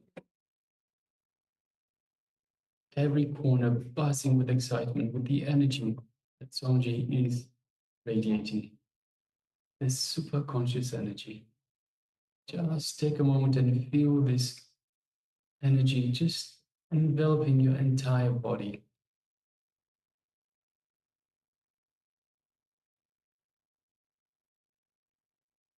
Feel that space of oneness with Swamiji. You are one with Swamiji. Now let us move our gaze gently to the third eye, just between the eyebrows, the Anya chakra. And through our third eye, let us look into Swamiji's third eye. And as we do so, we feel a connection, feel a build-up of energy in your third eye. As it is awakened and activated, just take a moment and feel that in your third eye.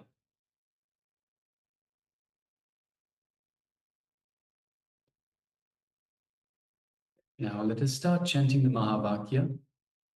Om Nithyananda Paramashivoham. Om Nithyananda Paramashivoham. Om Nithyananda Paramashivoham. Let's continue chanting the Mahavakya. And from this space of oneness with Swamiji, let us manifest this power of third eye vision. An image is being displayed for you now. Let us begin. Nithyananda Paramashivoham. Om Nithyananda Paramashivoham. Om Nithyananda Paramashivoham. Om Nithyananda Paramashivoham. Om Nithyananda Paramashivoham. Om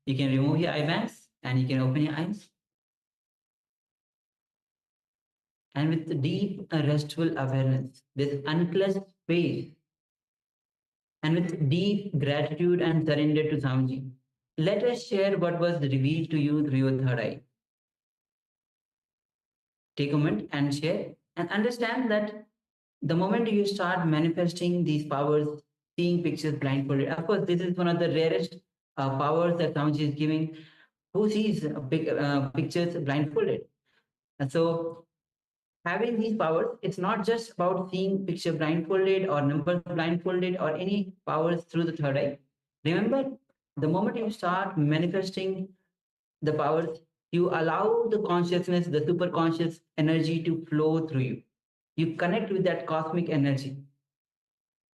And the moment you start to unclutch, go on unclutching, you remove your self-doubt, self-hatred, self-denial, and you go beyond the worries that you have. You go beyond the fears that you are struggling with. The moment you start connecting with that super conscious energy, all the fears, all the worries that you have just gets washed away.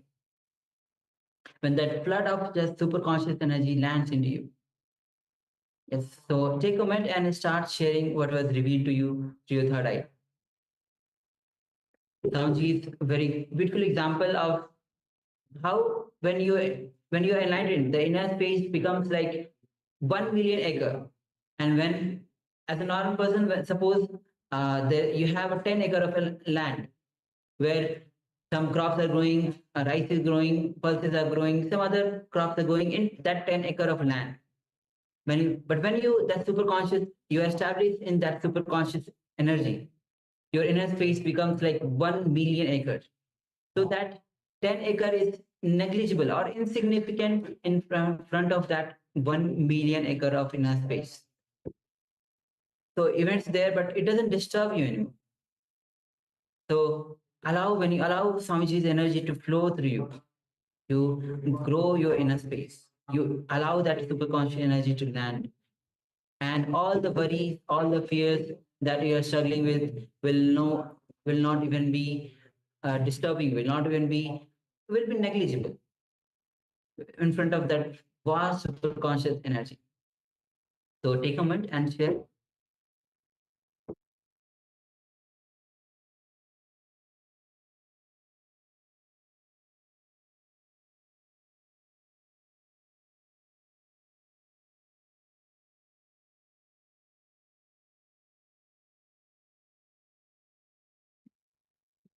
Yes, and another thing to keep in mind is that when you connect to this space of oneness, when you are in this space of oneness, you are connecting to your true self, which is the divine self. It is the self that realizes that you are not the body. When you disconnect from the body, when you unclutch from the body, you allow the body to heal itself as well. So this is a very powerful technique to practice even during the day. So not just during power manifestation, but anytime you have a spare moment, just go into the space of oneness. So go into the space of oneness and unclutch from all the thoughts, all the worries, unclutch from the body. You are not the body. So when you do this, you connect to the divine, you connect to your true self, and the healing starts to happen. You're giving time for the body itself to heal itself, and you're also providing, through this connection, you're providing the body itself with this super conscious energy, the awareness that it needs to heal itself further. So not just are you unclutching from it, allowing it to do its job to heal itself, but you also provided this super conscious energy through this connection, this oneness connection, to help it heal faster as well. So I recommend to everyone, please make sure you do this during every day as well. Whenever you get some time, some free time, whenever you're doing nothing, just go into this space of oneness and connect to yourself, your true self, connect to the divine. Yes. So we have Claudia who shared trees, water, and stone. Yes, thank you, Aya, for sharing. Thank you, Noya. Also requesting Malishika, if you have taken part, please do share. And also Ma Amtavandi, welcome for joining us. And also, please switch on all of your cameras. Ma Amtavandni Ji Hui, Ma Maha Jnanapradata, Jnanapriya Ananda. And if you have taken part, please let us know. You can share your revelations on the Zoom chat, and all the participants on the YouTube. You can also start sharing on the YouTube chat. We are looking and attending to each of the comments that are coming. So and do not hesitate to share even in the YouTube chat. We'll be attending to each of your comments. And shortly we'll be giving you the Zoom link to join so that if you want to have the better experience of the program itself in the two-way, we can join ahead. All right, so let us now move on to the verification stage. So let us display the image once again. And it is a beautiful image of the Wall of China, the Great Wall of China. It's a beautiful, beautiful image, as it is one of the longest structures, if not the longest structures in the world. It is actually a structure that can be seen directly from the moon, so and from space. So the astronauts have looked down and recognized the structure itself, as it spans a large portion of the country. So yes, now let us have a look at the sharing. So Klaus Aya shares trees, water, and stone. So we definitely have trees and a lot of stone. It is a structure made out of big stones.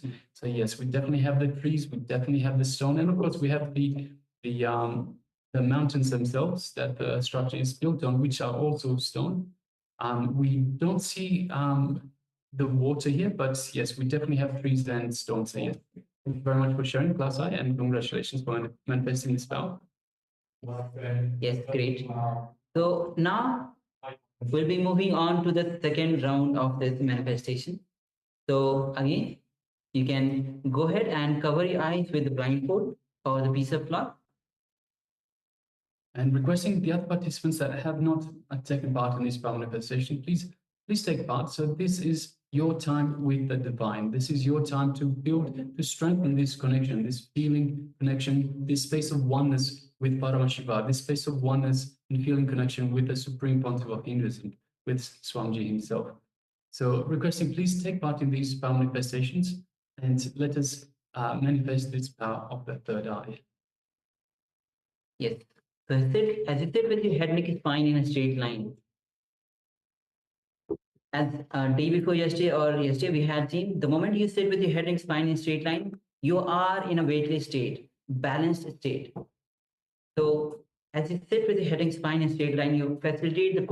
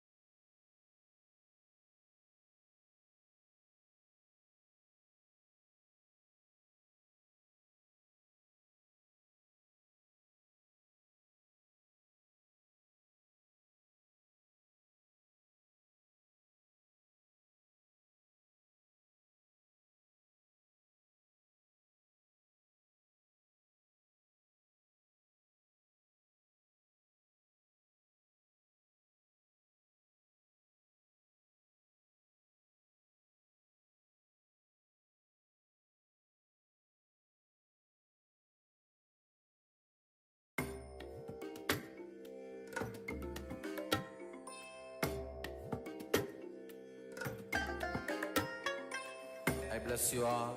Let you all open all your three eyes and manifest the powers of Mahasada Shiva. Om Nithyananda Paramashivoham. Om Nithyananda. Yes, sorry for the ringing glitch. And you can again, you can cover your eyes. You can go ahead and cover your eyes with the blindfold. We are entering into the second round of the power manifestation. Swami says very beautifully, the more power manifestation, the more nirvikal samadhi.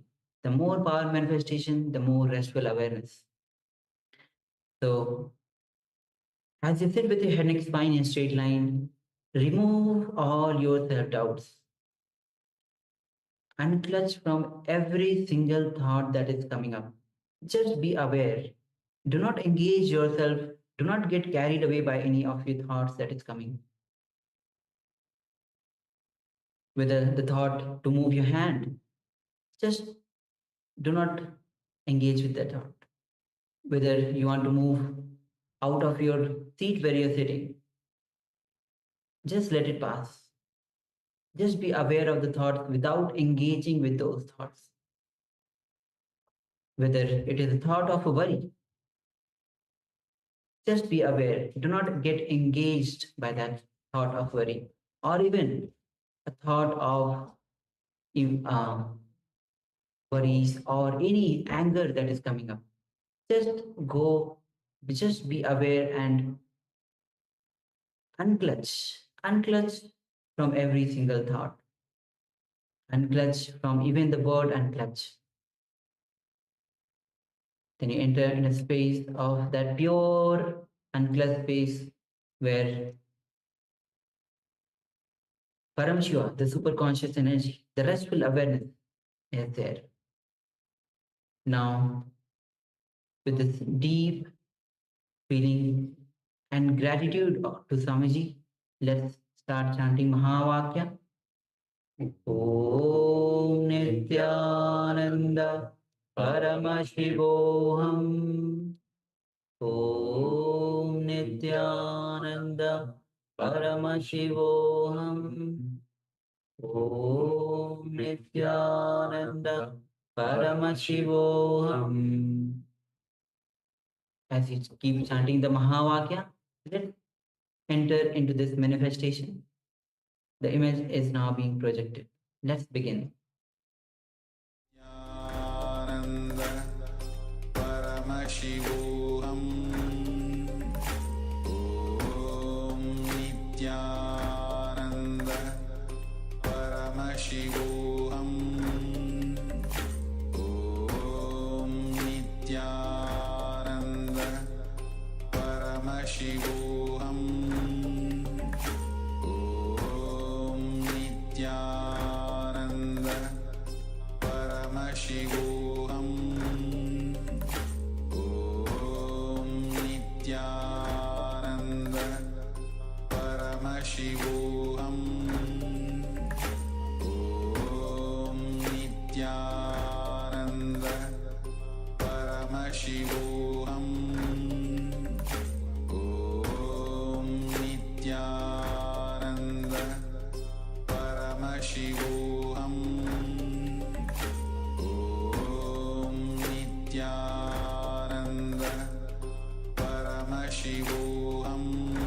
Paramashivoham.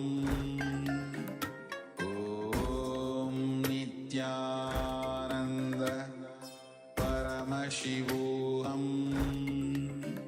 Om Nithyananda Paramashivoham. Om Nithyananda Paramashivoham.